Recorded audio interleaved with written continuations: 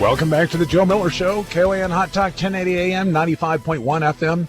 This show is made possible by the McPherson Tax Defense Group, 1-800-BEAT-IRS, beatirs.com. That's BEAT IRS, serving all your tax needs since 1978 with 2 generations of tax defense attorneys.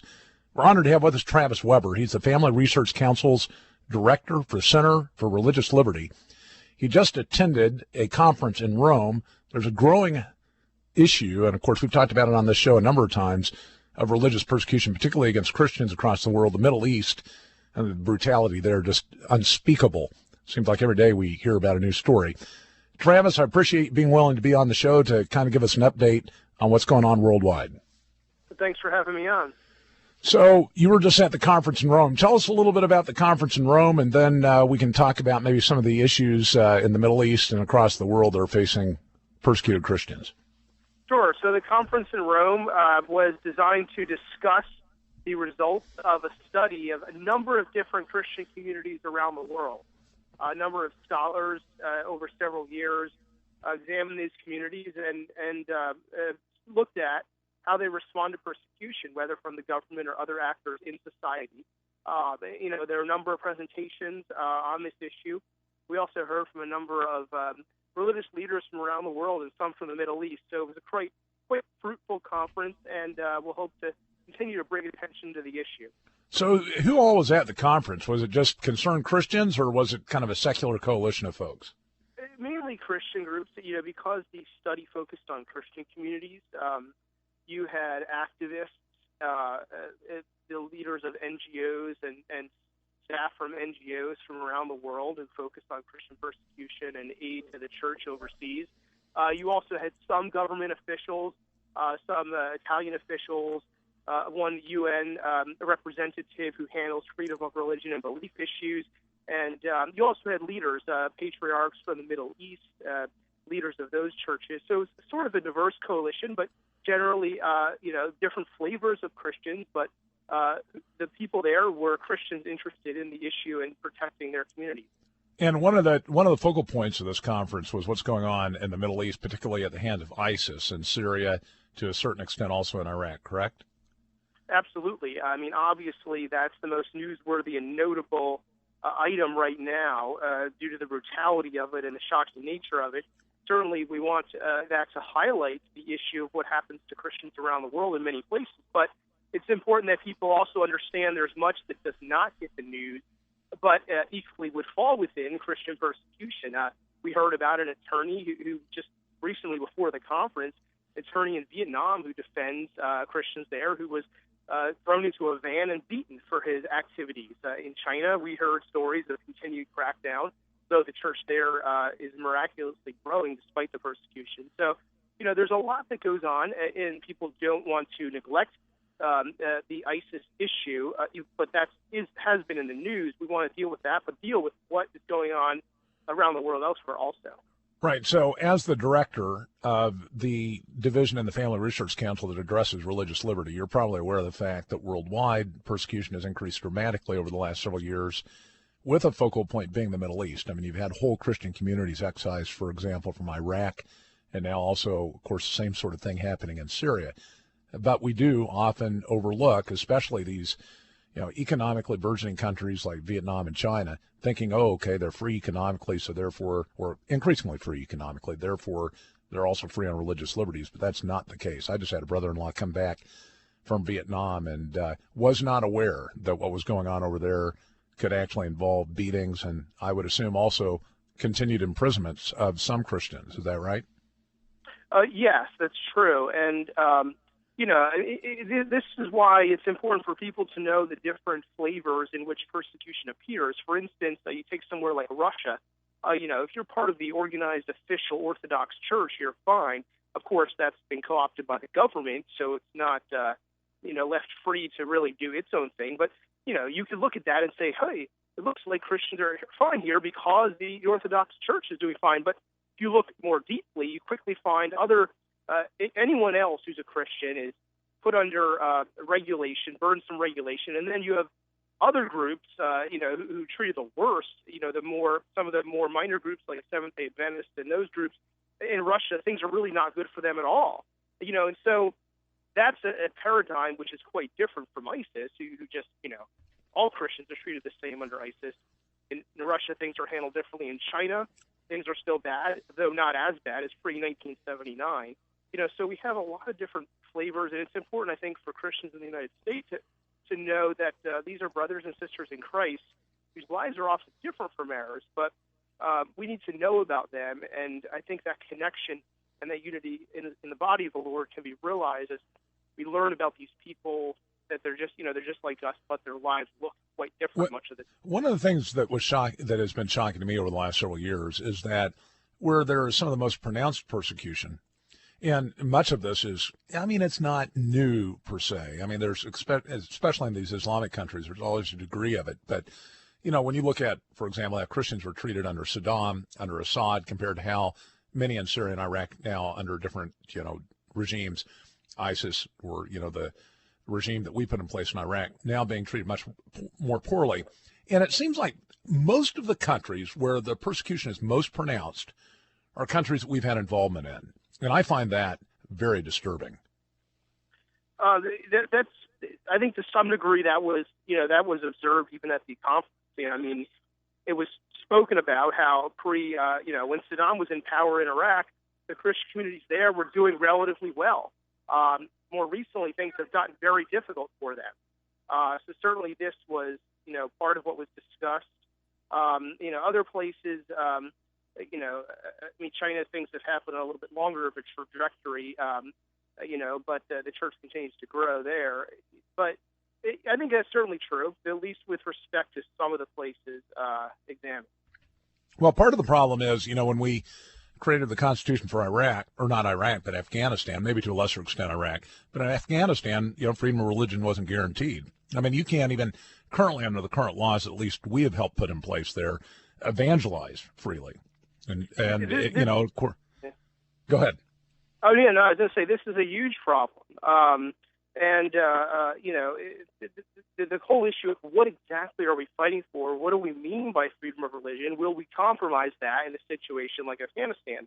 And, Patrick Kelly from the Knights of Columbus gave a great presentation in which he really drove home the point. Look, in the United States, we need to remember, both in our federal government charge of foreign policy, but as a nation as a whole, we need to remember what we're actually fighting for, what we're defending. If we can't remember that, and I think we've drifted away from really knowing what we're defending here as far as U.S. policy is concerned, if we can't remember that, we're not going to be able to effectively defend it elsewhere. And I think that's part of the problem and what we see reflected in some of the recent foreign policy issues vis-a-vis religious freedom.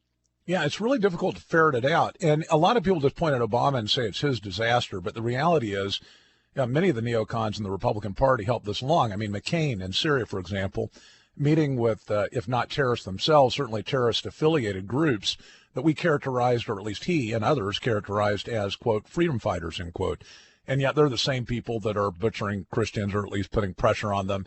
It doesn't make a lot of sense. It used to be, okay, we're out there promoting American interest, ideals, for example, and of course, to a certain extent, national interest. But it's even difficult to, unless you kind of look at this as Obama said it's not, and that is a giant chessboard where we're trying to dislodge the Russians from Syria. It doesn't make a heck of a lot of sense as to what we're doing there.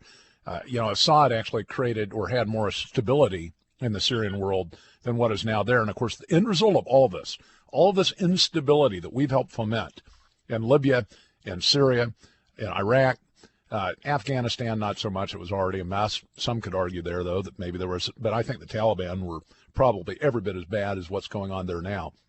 Of course, Taliban control much of the country anyway.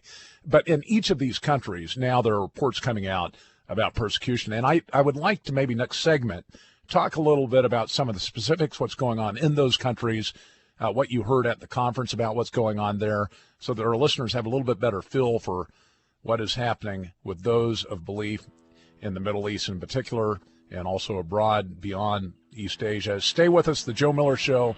We'll be right back talking with Travis Weber. He's the director of the Center for Religious Liberty at the Family Research Council.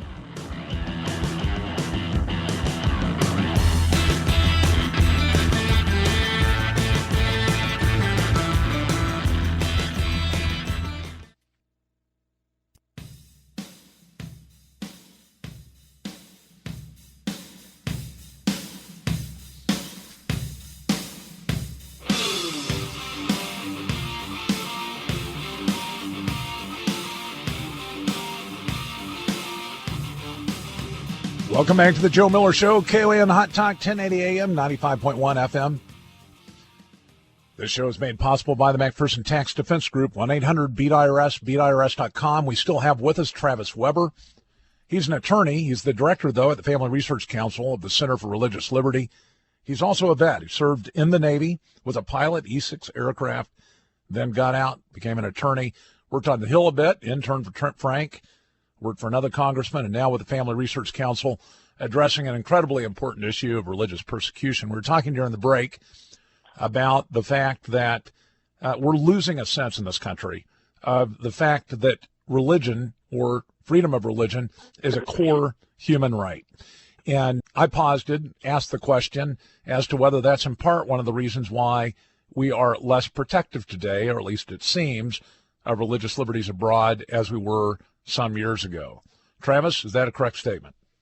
I think it is, and I think you can see this reflected in the foreign policy of our State Department and the administration's foreign policy in general. When other nations get the sense that we're not that serious about this, and they see we're not interested in protecting it domestically, then they know we're not going to support it internationally, and they can go and free reign to do what they want, whether it's Russia, whether it's ISIS, whether it's someone else persecuting Christians. And so it's incredibly problematic when we deprioritize this or give it no priority at all at the State Department and elsewhere, when it's supposed to be prioritized by law, International Religious Freedom Act. This is incredibly problematic, and it really needs to change. It blows me away when we hear about all the refugees coming into the country, and we see a comparison of the Islamic refugees, and of course some of them are being under the gun in Syria too. But I mean, the communities that are most under the gun are the Christian ones, and hardly any are coming in. And that probably relates to this whole issue as well, that their religion isn't considered. Of course, there are other factors too at play there. But do you have any perspective beyond that as to why Christians out of Syria aren't getting the ability to come into the United States as refugees? Yeah, I think it's somewhat of a complex issue. I mean, you have several factors. One, there is some report that they're in danger or feel in danger in a lot of these refugee camps. Therefore, they're not being processed correctly through the pathways in order to even come here. They may end up elsewhere, just with family, other parts of Iraq or something like that. However, we also know that some of the UN interviewers have exhibited bias in their reporting and oversight of the refugee process, which leads to them being able to come here. There also could be, it's difficult to tell, but there could be issues. It's not beyond the realm of possibility if there's bias within our government of not wanting to be perceived as protective of Christians because we're somehow perceived as the Christian West by ISIS and others. And that's really silly and sad because we shouldn't be letting political correctness get in the way supporting basic human rights, which religious freedom is. Now, there is a perspective, and I think this is accurate, that not all Islamic countries persecute Christians the same. There's a degree of diversity. In fact, we mentioned at the beginning that first segment, Saddam's regime, Assad's regime, even Muammar Gaddafi's regime in Libya all guaranteed some degree of religious freedom, although persecution wasn't completely excluded. It wasn't nearly as significant in any of those three countries as it is now. Tell us a little bit about the differences across the world in Islamic countries and how they approach Christianity. Well, there are differences, and it's important for Americans to understand and be knowledgeable about this. For instance, Kurdistan is a Muslim majority country, Muslim government, but it permits Muslim background-believing churches to operate openly. And that's very liberal for the Muslim world, permitting people who've converted away from Islam to profess and practice Christianity. That needs to be encouraged. Regardless of this discussion, which I think is a separate discussion of what is the, quote, true, unquote, Islam or et cetera, I want to encourage governments taking steps such as that Kurdistan has taken as a matter of civil government and human rights and protection of a society which can come closer to a proper model, a proper democratic model than the rest of the Islamic world. Take Saudi Arabia, for instance, where churches are illegal, hardly a model. And so there is certainly a spectrum. There are different flavors and other factors which obviously complicate this. As it's, when we get into the whole realm of foreign policy beyond the religious liberty issue, there are factors which add to the mix. But certainly we want to encourage those like Kurdistan that can promote peace for those of different faiths in a society which is relatively more peaceful. Right, and that's particularly important to be aware of, given kind of, especially in the right, this heightened sense of Islam and whether all Islam is bad. Of course, there's a lot of rhetoric out there with Donald Trump saying, hey, we ought to have a moratorium on Muslims coming in. And it kind of ignores the fact that you've got these moderate countries out there with moderate practices that really do have a different approach, that do value some degree, despite the fact that there might be some literal interpretation of the Quran that prohibits it. In those countries, the practice is different. And a lot of those folk, we need to be allied with. We need to have, strong ties to in order to counter, some of the more radical stuff that's going on across the world. What do you think? We've only got about 3 minutes left in this segment, but I want you to project forward. What do you see happening in Syria? Do you think Syria is going to end up the same way Iraq is today, with virtually no Christians left, or is there going to be an intervention? Or is there enough international attention to this that, somehow protections will be brought? Unfortunately, I just don't know. I mean, there are a lot of factors complicating this. I think under ISIS, certainly, eventually Christians will be driven out. ISIS' approach to this allows for really no one to live under it, but in accord with its radical views. You look at the vast amount of territory that ISIS holds, that's not good. Only time will tell, and we have to pray and act to the degree that we can. How can people help out? Well, I think we need to let our elected officials know how we feel about this. The president, your congressman, let them know that you care about the issue and you want attention brought to it. We can also support those in need through various groups supporting Christians overseas, Open Doors, International Christian Concern, Christian Solidarity Worldwide, and other groups do some good work in this area. And then just pray and reach out to Christians from other parts of the world when they come to the U.S.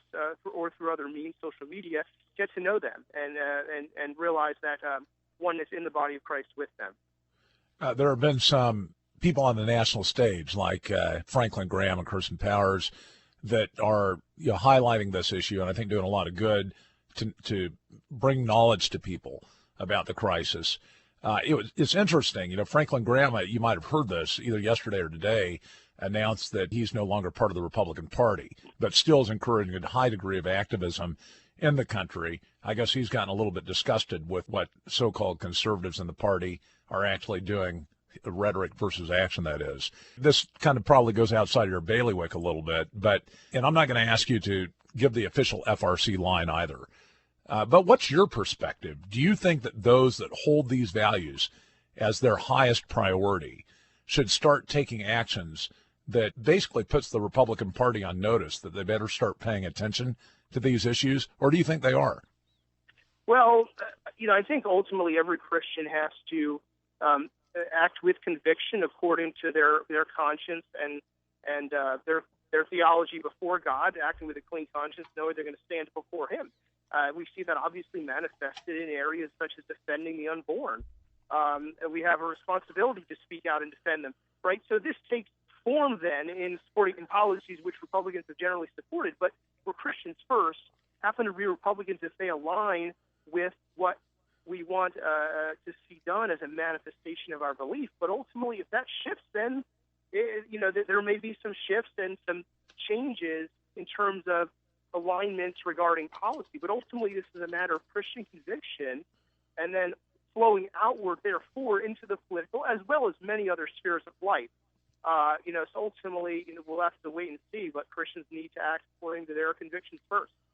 Well, thank you, Travis Weber, for giving us that insight. Just briefly, top 2 or 3 in Congress right now defending Christians' rights internationally. Well, I think Senator Langford's doing a great job. I will mention Congressman Wolf, who's retired but has historically done a great job doing that. And as mentioned, Congressman Franks, as always, does a great job there, too. All right, Travis Weber, Family Research Council Director for the Center for Religious Liberty. Stay with us. We'll be right back. The Joe Miller Show.